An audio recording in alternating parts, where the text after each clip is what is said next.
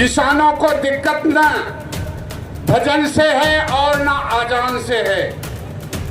किसानों को, भारत के मूल निवासियों को सबसे बड़ी दिक्कत है बॉर्डर पे मरते हुए जवान और खेतों में खुदकुशी करते हुए किसानों। तानाशाह ये गुजरात की हवा में तब तक व्यापार है जब तक किसान के बेटे जवान के हाथों में हथियार है।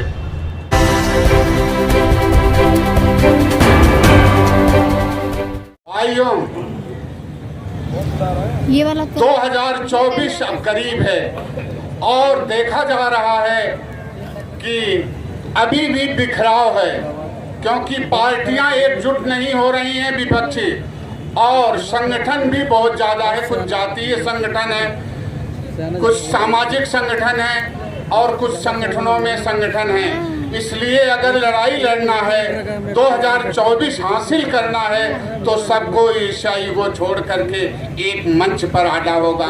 जातीय नफरत और सबसे दूर रहना होगा, क्योंकि जात हमारी आत्मा, प्राण हमारे नाम, अलख हमारी दृष्टि और गगन हमारा गांव, यह लेकर के, क्योंकि किसानों के साथ अभी जो पीछे हुआ है वह किसी से छुपा नहीं है।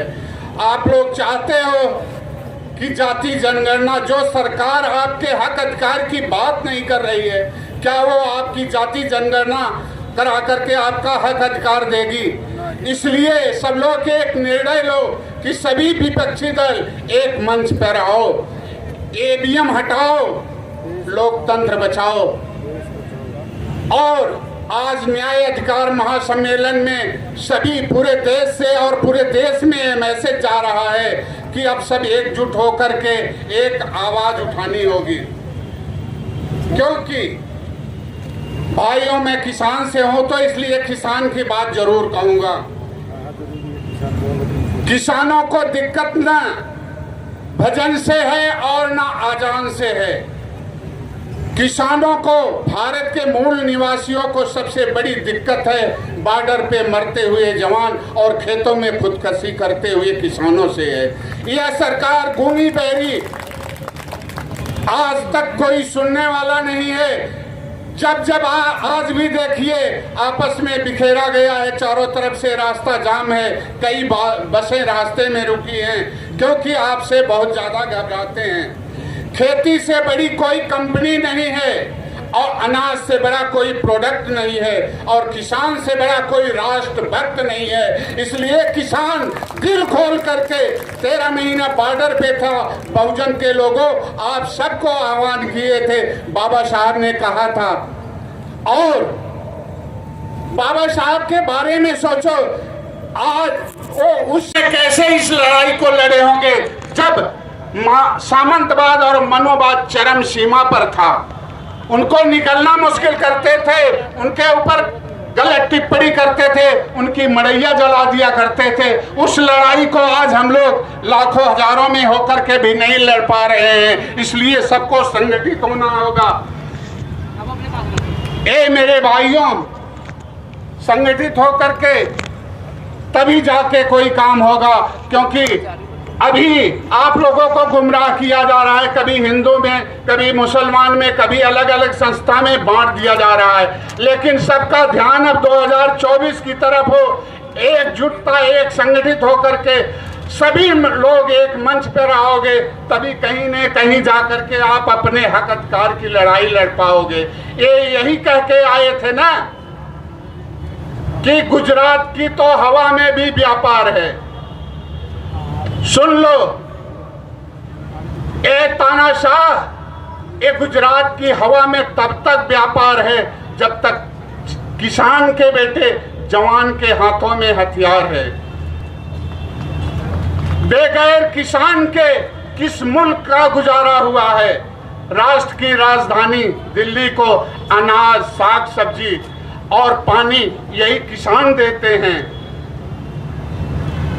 और वरना यहाँ गलत नीति के नेताओं का कहर और सिर्फ धुआं ही धुआं है। मेरे भाइयों, इन्हीं किसान की वीर छत्रानी महिलाओं के बेटे जवानों ने इस मुल्क को अपनी जवानी दी है।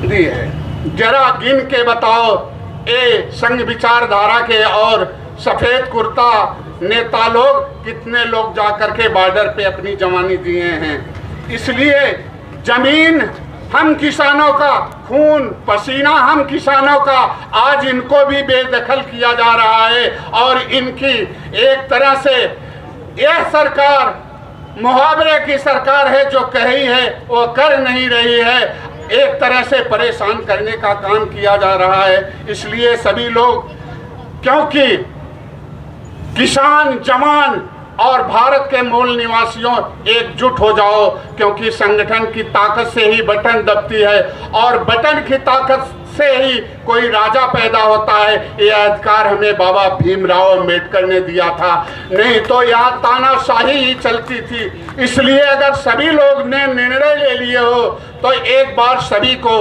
अगले चुनाव में यही करना है, हक नहीं इनको हमारे, हक नहीं इनको हमारे देश की एक ओट पर। तानाशाही को न रखो राजनीति के शीर्ष नोक पर, क्योंकि सर पे चढ़ जाएंगे, चढ़ गए हैं, कई गुना बढ़ गए हैं, हुक्मरान हैं इन्हीं के, आग मूतते हैं सभी। इसलिए वोट की चोट से इनको मसल दो, जीत होगी धर्म और आपके कर्म की। इसलिए कहना है मेरे भाइयों, जनता की सरकार लाओ, संविधान की सरकार लाओ। एक तरह से हमारा संविधान भी खत्म कर दिया जा रहा है, बुनियादी सुविधा भी खत्म कर दी जा रही है। शिक्षा, स्वास्थ्य, सुरक्षा की ये देश के बड़े लोकतंत्र में, जिनको हम लोग भारत के मूल निवासी दलित, गरीब, शोषित, वंचित चुन करके भेजते हैं कि हमारी दबी कुचली आवाज को अपनी आवाज देंगे, शायद वहां जा करके भूल जाते हैं और भटकाने का काम करते हैं। कितना बड़ा खर्च होता है सत्र चलने में, लेकिन कभी भी शिक्षा, स्वास्थ्य, सुरक्षा की बात नहीं करते। एक दूसरे नेता को गलत नीतियों को छुपाने के लिए वो पर्दे पे पर्दे डालते रहते हैं। इसलिए समय कम है, सभी भाई भारत के मूल निवासियों जितना दम है लगा दो, और सभी किसान, जवान, मजदूर, युवा, सभी बेरोजगार एक मंच पे आकर के 2024 में, क्योंकि जो आपका हक अधिकार नहीं दे, या तो ऐसी सरकार को बदल दो, नहीं तो उखाड़ के फेंक दो।